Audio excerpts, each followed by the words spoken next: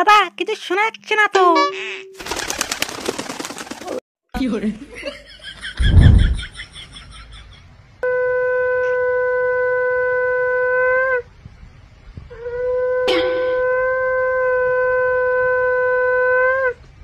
Guys, আমার শঙ্খ বাজনাটা তোমাদের কেমন লাগলো? জানি তোমাদের ভালো লেগেছে। তোমরা যেহেতু পারো না, আমার কাছে ট্রেনিং নিতে পারো এআই এর দ্বারা। এআই বোঝো তোমরা? এআইটা কি জানেন? এআইটা হচ্ছে আজকের দিনের সাইবার ক্রাইমে সবচেয়ে বড় ক্রাইম, আর্টিফিশিয়াল ইন্টেলিজেন্স। মানে আমি থাকবো না, আমার ভয়েসও থাকবে না। কি বলো দেখি ওটা করবে? তোমরা এমন ভাববে যে ওখানে আমি ছিলাম, কিন্তু আমি ছিলাম না।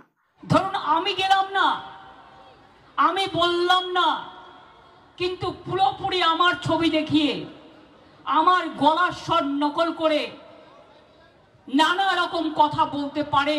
বাপকে তোমরা ইংরেজিতে বলো পাপ্পা, আর সিবিআই তদন্ত চলতেই সবকিছু দিচ্ছ ধামা চাপ্পা। দুদিন আগে একটা ভিডিও বানিয়েছিলাম গাইস, যেটা কারোর লেগেছে ভালো, আবার কারোর লেগেছে ছ্যাঁকা। বারা তোর মুখটাই ব্যাকা। আমি কোনো পার্টিকেই সাপোর্ট করি না, বিজেপি না কংগ্রেস না টিএমসি। ভুল বা দোষ যে করে তাকে উদ্দেশ্য করেই বলি। হ্যাঁ, আমি দিদিকে উদ্দেশ্য করে বলেছি, তার মানে এই নয় যে আমি দিদিকে সাপোর্ট করি না।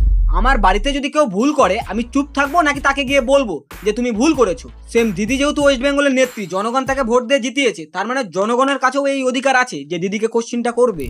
ভোটের আগে এসে লক্ষ্মী ভান্ডার পেয়েছো, কন্যাশ্রী পেয়েছো, কই এটা তো বলে না যে আপনারা কি সেভ আছেন, রাত্রিতে আপনার মেয়ে নির্ভয়ে বাড়ি ফিরতে পারে। এখন অনেকেই বলবে যে নিস না লক্ষ্মী ভান্ডার, নিস না কন্যাশ্রী, বন্ধ করে দিলে দিক, বা আমাকে চলানোর মতো ক্ষমতা আছে ভাই, না খেয়ে থাকবো না। মাথায় রেখো বন্ধু, যেটা হচ্ছে না সেটা ভুল বা দোষ না, এটা পাপ, যার কোনো ক্ষমা নেই।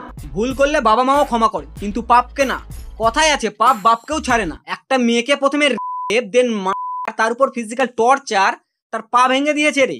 তারপরেও মানুষ সবকিছু কিভাবে লুকোতে চাইছে?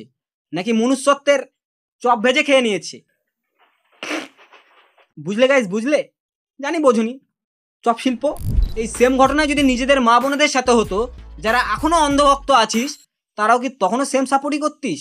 কোশ্চিনটা হলো সিবিআই এতদিনেও কেন কিছু করতে পারছে না? তাহলে কোশ্চিন তো এটাও আসে যে আরজি করে যে কাণ্ডটা হলো তার 2-3 দিনের মধ্যে সিবিআইকে কেন ডাকা হয়নি? প্রমাণ লুকানোর জন্য টাইম নিচ্ছিল বুঝি? বৃষ্টিতে মারছো দৌড়, পড়লে ভাঙবে হাড্ডি, দোষী প্রমাণ হলে জনগণ ছিঁড়বে তোমার চাড্ডি।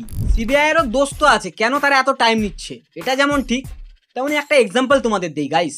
মা যদি বাড়িতে না থাকে, আমি যদি রান্না করে যাই, মা না বুঝে যায় যে কেউ তো এসেছিল, কিছু নিয়েছে, বা জায়গার জিনিস জায়গায় রাখেনি। কিন্তু মা একদিনের জায়গায় 7 দিন পরে এলে বুঝতে পারবে না। কারণ কি? আমি সবকিছু গুছিয়ে রেখেছি, যেহেতু টাইমটা আমি বেশি পেয়েছি গুছানোর। কিন্তু আজ না হোক কাল মা ঠিক বুঝবে, কারণ যে নাকি রান্নাঘরে 15 থেকে 20 বছর কাটিয়েছে, 10 দিন পরে হলেও সে ধরবে যে রান্নাঘরে কেউ এসেছিল। ঠিক তেমনই ভেবো না বন্ধু যে দোষী বেঁচে যাবে। এক একটাকে ধরো আর বিচি কাটো। সিবিআই করছেটা কি এতদিনে? কেন সবাই মমতার বিরুদ্ধে কথা বলছে? কেনই বা বলবে না?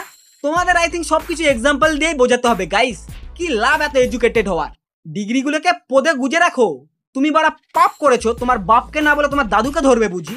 যতই থাক তোমার দাদুর হাতে ক্ষমতা, আগে তোমার বাপকে গিয়েই ধরবে যে কেমন ছেলেকে জন্ম দিয়েছো। হে, এবার বুঝলে তো? নাকি এক্সাম্পলের এক্সাম্পল আবার দিতে হবে? তাহলে হয়ে গেছে আমার, আমি শেষ। আপনাদের শোভা পায় না। আর যারা সবকিছু জেনেও এখনো চুপ আছিস অন্ধ ভক্তের মতো, তোদের পায়ে কোটি কোটি প্রণাম। মাথায় রেখো, কেউ একজন তো বলেছিল যে পাপ করেছে সে যেমন দোষী, তাকে যে সাই দেবে সেও সমান দোষে দোষী। বুকে একবার হাত রেখে বলতো তুই ঠিক, মিথ্যেকে মিথ্যে বলার ক্ষমতা রাখ। হ্যাঁ, তোকেই বলছি। আর তোমরা আমার আগের ভিডিওগুলো নিচে কমেন্টস করে বলতে না যে দাদা তুমি কি পার্টিগত এসব কিছু বলো না, তুমি কি ভয় পাও না কি? সিরিয়াসলি বলতে আমি কিছু বলতাম না, কিন্তু এইবার না চুপ করে আর থাকতে পারলাম না। দিনের শেষে মাথায় এটাই আসে যে আমাদের বাড়িতেও মা আছে, বোন আছে, এখনো কি চুপ করে থাকা উচিত? ধিক্কার সিবিআই কেউ, এত প্রতিবাদ, এত প্রোটেস্ট, এত লক্ষ লক্ষ মানুষের পথে নেমে চিৎকার, এবার যদি বিফলে যায় তো ভেবে নিও যে আইনের তারাজুটা আছে হাওয়ায় নড়তে শুরু করে দিয়েছে। আমার এই ভিডিও যদি কারো খারাপ লাগে যে আমি কিছু ভুল বলেছি, তো প্লিজ দয়া করে এই ভিডিওটা তোদের মা বোনদেরকে দেখাস। তারা যদি বলে যে আমি কিছু ভুল বলেছি, তো আমার চ্যানেলই ডিলিট করে দেবো, আর কোনোদিনও ভিডিওই বানাবো না। ভেবে শুধু এটাই নেব যে মিথ্যা এইবারও জিতে গেল। অ্যাজ এ কন্টেন্ট ক্রিয়েটর যারা আমার ভিডিও দেখো, তাদের সবাইকে উদ্দেশ্য করে এটাই বলবো যে হাত মুট করে এটাই প্রতিবাদ করার সঠিক টাইম। এবার যদি দোষী শাস্তি না পায়, তো ভেবে নিও যে প্রত্যেক শহরে হাজার জন্ম নেবে। আর আমার রিকোয়েস্ট একটাই, কত রেড লাইট এরিয়া আছে, কত এমন প্রস্টিটিউট আছে যারা এসব করে তাদের সংসার চলায়, তাদের কাছে জানা কত বাচ্চা আর কত মেয়ের জীবনে এই সেক্সুয়াল হ্যারাসমেন্ট আর এর জন্য শেষ হয়ে গেছে। এমন কত কত আছে যাদের গল্প আমরা জানিও না। তো গাইস, আই এম ডান। তোমরাও রক্ত মাংসের মানুষ, তোমরাও ভালো বুঝবে যে কি করা উচিত আর কি না। এই বিষয়ে আমার ভিডিও বানানোর আর কোনো থিঙ্কিংই নেই। যতবার ভিডিও বানানোর জন্য রিসার্চে বসছি ততবার নিজেকে লজ্জা লাগছে বলতে যে আমি পশ্চিমবঙ্গে থাকি। ধিক্কার তোমাদের মতো রাজনৈতিক নেতাদের, ধিক্কার তোমাদের মতো পাওয়ারফুল লোকেদের যারা মনুষ্যত্ব বেঁচে ফেলেছেন। দিদির রাজ্যে হচ্ছে কাণ্ড, সিবিআই করছে কি? আরে মূর্খের দল, আর কতদিন সিবিআই এর উপর বন্দুক রেখে নিজেদের দোষ লুকাবি? একটা সংগৃহীত লাইন আছে যেটা মেবি তোমাদের ভালো লাগতে পারে।